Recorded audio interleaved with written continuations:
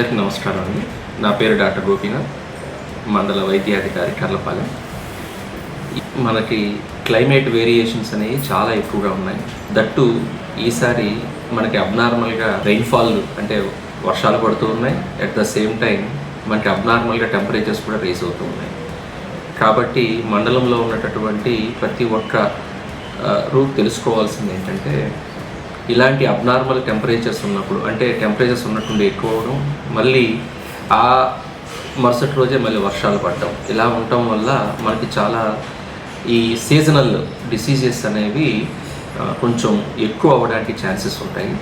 Seasonal diseases అంటే మనకి ఎక్కువ ఈ వర్షాకాలం కావచ్చు, ఇవి వచ్చినప్పుడు మనకి టైఫాయిడ్ ఫీవర్ రావడానికి కానీ, తర్వాత ఇలా టెంపరేచర్స్ అప్ అండ్ డౌన్ అవ్వడం వల్ల ఎక్కువగా మనకి డెంగ్యూ లాంటి ఫీవర్స్ రావడం కానీ, జ్వరాలు, డెంగ్యూ లాంటి జ్వరాలే కాకుండా వేరే మనకి ఏదైనా కుట్టడం వల్ల వచ్చేటటువంటి జ్వరాలు కూడా రావడానికి ఎక్కువ అవకాశాలు ఉంటాయి.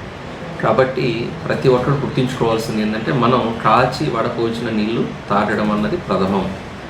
అది దాదాపుగా మనకి చాలా వరకు ఈ వాటర్ ద్వారా వచ్చేటటువంటి జ్వరాలు ఏవైతే ఉన్నాయో వీటన్నిటిని అరికట్టడానికి అది చాలా ఇంపార్టెంట్. కాచి వడపోయడం. తర్వాత వాటర్ని తాగేటప్పుడు కానీ ఎక్కడ తాగుతున్నాం అంటే, బోర్వెల్స్లో తాగుతూ ఉంటారు చాలామంది. బయట ఈ ఉపాధి హామీ పనులకు వెళ్ళినప్పుడు కానీ, లేకపోతే బయట ఏదైనా ఫంక్షన్స్లో వెళ్ళినప్పుడు కానీ వాటర్ తాగేటప్పుడు చాలా జాగ్రత్తగా చూసుకొని తాగండి. ఏముందిలే అని చెప్పి ఎక్కడ పడితే అక్కడ వాటర్ తోడుకొని మాత్రం తాగద్దు. అది చాలా ఇంపార్టెంట్ అని గుర్తుంచుకోవాల్సిన విషయం. రెండోది ఏంటంటే, దోమల నుంచి మనకి ఈ సీజన్లో జ్వరాలు మొదలవడం అన్నది స్టార్ట్ అవుతుంది.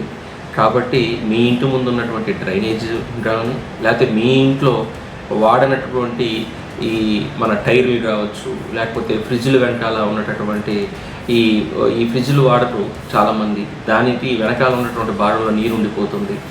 దాని తర్వాత కూలర్స్, వీటన్నిటిలో కూడా దోమ లార్వా నిల్వ ఉండడానికి ఎక్కువ ఛాన్సెస్ ఉన్నాయి. కాబట్టి మీ ఇంట్లో మీ పరిసరాలు కావచ్చు, మీ ఇంట్లో ఈ పూల కుండీలు కావచ్చు, వాటిల్లో వాటర్ స్టాగ్నేషన్ అంటే నిల్వ ఉండకుండా మాత్రం చూసుకోవాల్సిన బాధ్యత మీది. ఏదైనా నిల్వ ఉంటే ఎమ్మటే ఆ వాటర్ని పోసేసుకొని ఎప్పటికప్పుడు వాటర్ని పట్టుకుంటూ ఉండండి. 2-3 రోజులు 3-4 రోజులు నిల్వ ఉంచొద్దు. చిన్న చిన్న కొబ్బరి చెప్పుల్లో కూడా ఈ నీరు నిల్వ ఉండటం వల్ల లార్వా పెరిగే ప్రమాదం ఉంది. దీనివల్ల డెంగ్యూ వ్యాధి రావచ్చు. కాబట్టి ఈ జ్వరాల బారి నుంచి, తర్వాత ఇంకొకటి, కర్లపాలెం మండలంలో ఎక్కువ పొలాలు ఉంటాయి కాబట్టి ఎలుకలు ఈ సీజన్లో చాలా ఎక్కువ అవుతాయి. కాబట్టి ఎలుకల బారి నుంచి కూడా మనకి ఏదైనా వ్యాధులు రావచ్చు. కాబట్టి మీ ఇంటి చుట్టూ కానీ, మీ ఇంట్లో కానీ ఈ ఎలుకల గుంతలు ఏదైనా ఉంటే ఆ ఎలుకల గుంతల్ని పూడ్చేసేయండి. అది చాలా ఇంపార్టెంట్. ఎందుకంటే ఈ ఎలుకల ద్వారా కూడా మనకి కొన్ని జ్వరాలు రావడానికి ఉంటుంది. ఒక ఎగ్జాంపుల్ ఏంటంటే, స్ట్రెప్ టైఫస్ లాంటివి మనం అరికట్టాలి అంటే మన ఇంట్లో ఎలుకల గుంతలు పూడ్చుకోండి. ఎలుకలు ఎక్కడైనా ఉంటే ఎలుకలను చంపేసేటటువంటి మార్గాలు ఎంచుకోండి. ఈ రొడెంటిసైడ్లు అని అంటాము. సో ఎలుక మందులు పెట్టుకోవటము, ఎలుకటి గుంతలు తీసి, ఎలుకల గుంతలు ఎక్కువ ఉంటాయి కాబట్టి ఈ గుంతల్ని పూడ్చుకోవటం, ఇవన్నీ చేసుకోండి. తర్వాత ఇంకోటి, మనం దేనికి భయపడాల్సిన అవసరం లేదు. ఏ వ్యాధి వచ్చినా సరే గవర్నమెంట్ హాస్పిటల్ కర్లపాలెం ఉంది.